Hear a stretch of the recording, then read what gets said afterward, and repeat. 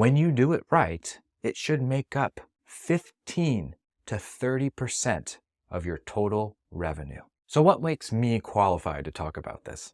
Email makes up about 25% of our total D2C revenue on Shopify. I've been using these ideas that we're going to talk about today for more than 5 years. So while I'm not an email expert, I understand how to use it to get to $1 million a year selling a product. And after all, that's why you're here. I've made over $6 million in the last couple of years selling my own invented products online. I've studied with some of the best, and I've put those practices in place and they work. I practice what I preach. So I have firsthand experience with all of it. Not to mention, my open rates are fantastic. My click-through rates are amazing, and I'm quite proud of our email marketing. Let me show you an example. This is some of our recent stats for Scorch Marker. You can see that 29% of our D2C revenue comes directly from email marketing. Our open rates are above 50%. I've got a click-through rate above 1%, which is amazing. And we have 37,000 warm subscribers on that list. This last one is quite special to me. When people visit our website, they will eventually run into an email pop-up. I have a 9% conversion rate on that pop-up. That means that 9% of everybody who visits our website will give me their email, which means I can remarket to them later. So let's talk about some commonly asked questions. How many emails should you send per week? Just one. Unless you have an additional promo or something else going on, one is perfectly acceptable. But what do I write about? Anything but ads. Our goal is to humanize our businesses. We are here to educate, entertain, and inspire. That's what our focus should be when writing emails. I want you to think like Gary Vee on this. Jab, jab, jab, jab, jab, jab, jab, then right hook, where the right hook is the ask and the jab is the value. Should I use pictures or should I just use text in my emails? Plain text is the best, unless you know what you're doing. You can use an occasional GIF to preview a video, but text emails are just more personal, especially if they're coming from the founder. Please only use plain text for customer support. Avoid using images with hyperlinks attached to them because that's what the spammers use. How many call to actions per email are appropriate? Just one. A confused buyer will not buy. If you give them more than one option, they're going to get analysis paralysis or decision fatigue and just not make one. I know this because I am that person. If I have a whole link tree, I'm like, yeah, I'm not going to do any of this. But if I click on it and it takes me to one place, I can then make a decision of whether or not I want to move forward. One call to action per email. What's the difference between a flow or sequence and a broadcast? An email flow is when you have pre-written emails that drip out over a period of time on a schedule. A broadcast is when you jump in there just to send a single email to your list. Is the preview text important when I'm writing my emails? Yes, it's like a second subject line. If you don't put anything in that preview field, it will pull the first line of your email. So the preview is a chance for you to get them really excited. So what makes a good subject line on your emails? I think about this a lot like YouTube thumbnails and titles. What would make the viewer want to click and watch this? What would compel them to say, I've got to know? That's how I want you to think about your email subject lines. You must not mislead. You've got to be honest, transparent, and truthful. No clickbait, no bait and switch, no black hat tactics, no trickery. Make it really valuable. And as soon as they click the email, make sure you deliver on that value. It's so important. Can't tell you how many emails I've read where the subject line looks amazing and I get into the email and there's nothing in there that's related to the subject. It's so frustrating. I unsubscribe immediately. Deliver on your subject lines. So what's a good open rate for my emails? 40% or higher. If you're not there yet, you got to fix something. Could be a deliverability issue, but it's most likely your subjects. You need to get better. Oh, hold on, Evan. What does deliverability mean? You kind of skipped that one. Fair enough. Deliverability is the percentage of people that actually receive your email in their inbox. You can increase the chances of this happening with some best practices that we will talk about in just a few minutes. Okay, so you're saying my emails can go to spam. How do I prevent that from happening? I give immense value. I try to make my emails so important and so valuable that they would be crazy for not opening them up. I only include a single call to action and I never attach hyperlinks to images because that's what the spammers do. Wait, hold on a sec. What's an email flow again? It's an automated series of emails that you've pre-written. That's it. It can be long, it can be short, it can be 5 emails, it can be 50 emails. A flow is a series of pre-scheduled, pre-written emails that drip out over time. This all sounds kind of overwhelming. Who can I hire to help me with this? There are 3 ways: freelancers, agencies, and an in-house team. Freelancers are my favorite. I've gotten the best results from them. Expect between $500 and $3,000. These are people that write emails for a lot of different people and manage it for many businesses. And then we have agencies. I'm sure you're familiar with marketing agencies. A lot of them will have an in-house email team. Expect to pay a little bit more for that and get less expertise, unless your agency is really good. And then, of course, once you get into the 8-9 figure range, you can bring emails in-house, which means you can have a dedicated person that only does email marketing. That's going to be the most expensive, but you'll probably get the best results. So how do we know if we can actually afford it? Because that sounds like a lot. Let me break down the math for you. If you're doing $100,000 in sales a month directly from emails, and your business operates on a 20% profit margin, we know that $20,000 of the $100,000 that you earn from email is profit. When we hire someone to do our emails, we want them to bring in 10 times more than we're spending on the person. Therefore, we can afford to spend $2,000 a month on a dedicated email person to bring in the $100,000 a month, knowing that $20,000 is profit. 20,000 divided by 10 is 2,000. Now, I've done things without calculating this out before, and all I've done is waste my money. So until you get to a point where you can afford it, just do it yourself. It's not that bad. I'm going to teach you everything you need to know right now. So how does email marketing work? It's actually quite simple. We collect their emails. We build a relationship with them by giving them value, entertaining, educating, or inspiring, and then we invite them to purchase when it's appropriate. Sometimes it's a sale, sometimes limited time offer, sometimes it is a back in stock. So what email service should you use? MailChimp, off the table. Too expensive, they do too many things, they are not the best fit for you for any business. They're also way too big and owned by QuickBooks, so let's go with another business. ConvertKit is designed for coaches and creators. SendLane is the only one I don't have experience with, but it is a newer business and I've heard that it's pretty good. It's also cheaper than Klaviyo. Klaviyo is my choice and it's what we use. They're a little expensive, but they are the leader when it comes to e-commerce. They play really well with Shopify and all the other add-ons and plugins that you use to run the D2C side of your business. So once I have their email, how do I make money?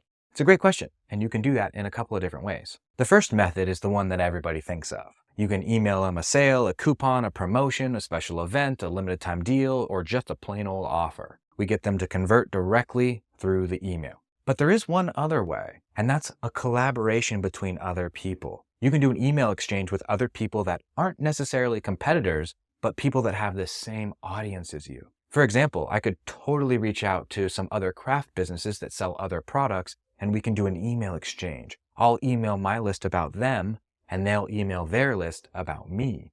It's a great way to cross-pollinate and take advantage of your list of people. If you have a big list and you want to monetize it in that way, you totally can. You can even charge based on the CPM or the number of impressions or opens that that email list is going to provide for them. There's all kinds of cool stuff you can do here. Cool, sounds great.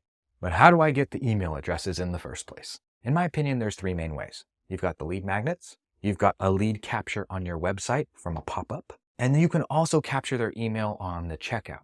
Now, when it comes to lead magnets, I like to give away free stuff that's really enticing. People are pretty stingy about giving out their email addresses nowadays. You've got to make it really juicy. You can give away a free course, a digital download, a guide, a checklist, or a tool that will make their life better. If you're making posts on social media and creating assets that will help them, they can be a great way to capture emails. But what about the pop-up on your website? I like to have some fun with this one. I'm sure you've seen it when you go to a website and they say, enter your email and get 10% off. That's small potatoes. 10% off is nothing, and that directly affects your bottom line. So I don't recommend giving discount codes. What you can do is free shipping. You can give add-ons or goodies. My personal favorite is a free mystery gift with every order. Enter your email and you will get a free mystery gift valued at $15 with your next order. That has a 9% conversion rate for us. That's really high, by the way, like really high. I challenge you to get creative with this and to avoid just a plain 10, 15, 20% off. The last way that you can get an email is in the checkout process.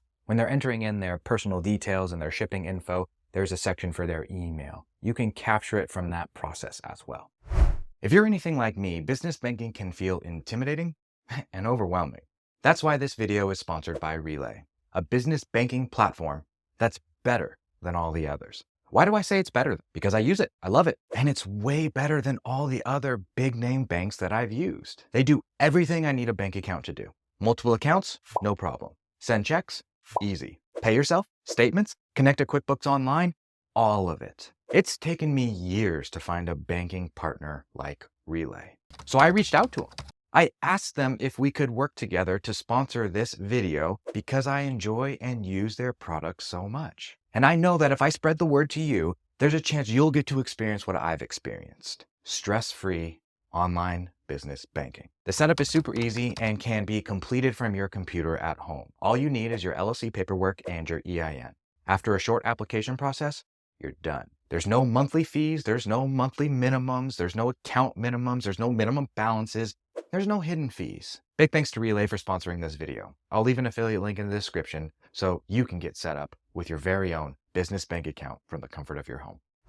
So once you have their email, like what should you do? I like to warm them up. I like to serve them. I want to make them feel good. I want to make sure they know that they made the right decision by trusting me with their email. I'm going to give them bite-sized chunks of value. I'm going to inspire, educate, entertain. I'm going to keep them in the loop, and I'm going to reach out to them once a week to stay top of mind. Once a month, I'll share an offer or a promotion with them, but not more than that. I want them to know that I'm here to serve. Let's talk about how we serve. There are 3 flows that must be in place for every e-commerce business. And those 3 flows are the abandoned cart, post-purchase checkout, and welcome series. Let's talk about the abandoned cart email. I'm sure you've received one of these when you go into a checkout process on somebody's website and you don't finish paying and then you leave. You've probably gotten an email saying, hey, where'd you go? Come back. We'll give you a coupon if you finish. That's your abandoned cart email. It's typically an email that gets sent about 2 to 4 hours after they've abandoned the cart, which encourages them to buy. There will be an incentive, a discount, a coupon, some special offer, or something to push them over the finish line. Each business is a little bit different here. Some businesses prefer to wait 2 hours. Some like to wait 8 hours. I don't know what that is for you. The good news is that we can A/B test this to figure out which is best. So I would start it at 4 hours and see what happens. Next, we have the post-purchase checkout. And this is the one that most businesses get wrong. This is the one that I got wrong for years. Here's the mistake that I made. When someone would purchase from us, they were getting tracking emails, post-purchase checkout emails, they were getting value-based emails, and it was just too much. It was too much. And I got complaints. And when I had my emails audited by a professional, they were like, dude, you're giving them the recipe before they even have the ingredients. Leave them alone. Give them some space to breathe. I was like, whoa, I didn't even think about it like that. How long does it take for the product to get there? How long would it take you to unbox it, use it, have a test run? When would you want to get an email about it? That's how I think about the post-purchase checkout now. Once they get the product, I then send them the value-packed emails that will give them the tips and tricks and tools that they need to be successful. My goal is to enhance the customer experience. So I really think about it from that lens. At the very minimum, when someone makes a purchase from you, please send them a thank you and a confirmation with their shipping info. They're going to want it. They're going to need it. But stop there.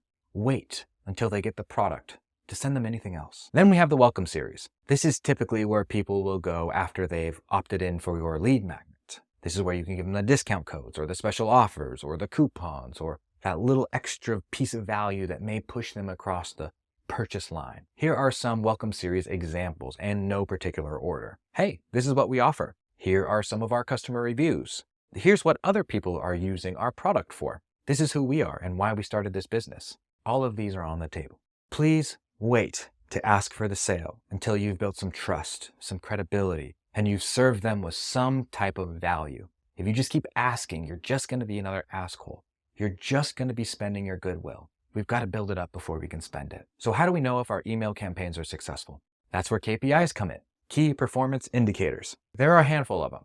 You don't need to track these every single week, but these are the metrics that will tell you whether or not you've achieved success.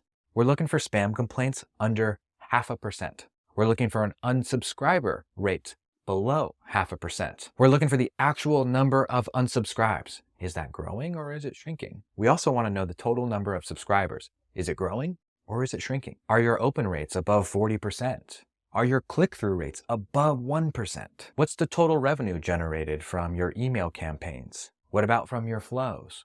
What about your abandoned checkout? What's the average order value? And what's the average revenue per email subscriber? All of these things can help give you an idea of how successful your email marketing is. It's okay if 15% of your revenue isn't coming from email yet. Totally okay. as long as it's trending in the right direction. We look at our KPIs week over week to make sure they're trending in the right direction. So how do we increase deliverability? Because a lot of times these emails will end up in spam or the promotions tab. We don't want that. We want it to go into their inbox. Well, there's a couple of things that you can do right away. The first is you can send them really valuable stuff that's really entertaining or really inspiring or really educational or all three. After giving them something full of value, you can then ask them to do a couple of different things. One of them is to mark your emails as important. The second is to add you to their contact list by clicking the little plus button after they hover over your name. You can ask them to drag the emails from the promotions tab over to the primary inbox. And lastly, you can have them reply to your email. If there's a back and forth going on, then the email server is going to be like, whoa, this is a real person. This is not promotions. This is not spam. This is good stuff. All of these things will tell Google and the email service providers that you are important to these people. Remember, only one call to action per email. If you're going to include a link, only one link. Keep it simple, plain text. It works really well. It feels like a real person's emailing you. And don't send too many. Now, I'm a fan of this last one. Some people aren't. But I like to ask people to unsubscribe if they don't want my emails. I want the email service to see that like people open my stuff and they really use it and enjoy it. So if someone's not into what I'm sending them, I'll give them the link and be like, please unsubscribe if you don't want this stuff. I'm not trying to keep you here. I want to serve you. And if this isn't serving you, then that's all good. So what should you do next? Because we just talked about a lot of stuff. Where do you start? What's important? Well, if you're primarily on Amazon or TikTok Shop or in retail stores, what we've talked about today isn't as important because you don't have a regular system for generating emails and turning those email subscribers into revenue. I mean, you still do, it's just not as obvious and cut and dry. I would still encourage you to figure out how to capture those emails, whether it's a product insert with a QR code or something special on your packaging, but it's not the most important thing to focus on at the moment. However, if you operate a Shopify store where you collect emails, you got to put this into practice right now. It's really important. And the sooner you start, the sooner it can begin to compound. Here's what you should do next. Keep it simple in the beginning and start with just one abandoned cart email. That's it. Nail it. Get it dialed in, make sure it works. Once your abandoned cart email is good to go and you feel great about it, then you can move on to the post-purchase checkout email. I want you to focus on that one and get really good at it. After you've got those two things squared away, then you can add in an email pop-up to capture emails. Figure out what's going to get your person excited. For us, it's a free mystery gift, like I mentioned. For your people, it might be free shipping, or it might be a free consultation, or an extra X, Y, or Z, or an extra widget. A/B test it, figure it out. Try and get a take rate on that lead capture above 5%. Next, I want you to work on a welcome series. Just one email, just one. We're going to work our way towards at least 8 because we want 8 weeks worth of emails or 60 days. But in the beginning, just start with one. Tell us about your business. Tell us about why you do what you do. Inspire, entertain, educate, do all the fun stuff. I challenge you to come up with value-packed emails that your customer will appreciate and start writing them down. Even if they're just in a Word doc for now, just start writing them down. Get them on paper. After you get more comfortable with the welcome series, you can start plugging them in. Ideally, you send emails forever. You just keep adding them in one week after another. And when someone joins your list, they start at the bottom and they just work their way through. Please be sure that your post-purchase checkout and your abandoned cart emails get routed into the welcome series after the initial emails have been sent. And that's it. That's the best of what I have to offer you when it comes to email marketing. Now, if all of this sounds overwhelming and you are in a place where you can afford a professional, I have already done the hard work of finding them, vetting them, working with them, and qualifying them. They're all listed in the resources section inside our membership. Alex is one of my favorites, by the way. She is incredibly talented, not just at email writing and copywriting and retention, but she's really good at doing brand voice work. So if you need someone, reach out to me or check the resources section. If you're not part of the membership, Fiverr is a great place to start. I'll leave a link below so you can easily access it. I've found a bunch of talented freelancers on Fiverr. If you don't want to go that route, I would bang on your network a little bit. Look for people who are happy with the way their emails are performing. People who have more than 30% of their revenue coming from email generation. Someone who has good open rates and click-through rates, all of the metrics that we talked about. Because now you know what good email marketing is. If you like this video, there's a lot more where that came from. I have put together some incredible trainings, frameworks, scripts, and everything else you might need to make content effortless so you can have more followers and make more sales, just like these members right here. Click the link below and you'll have instant access to everything. I'll see you on the new members call.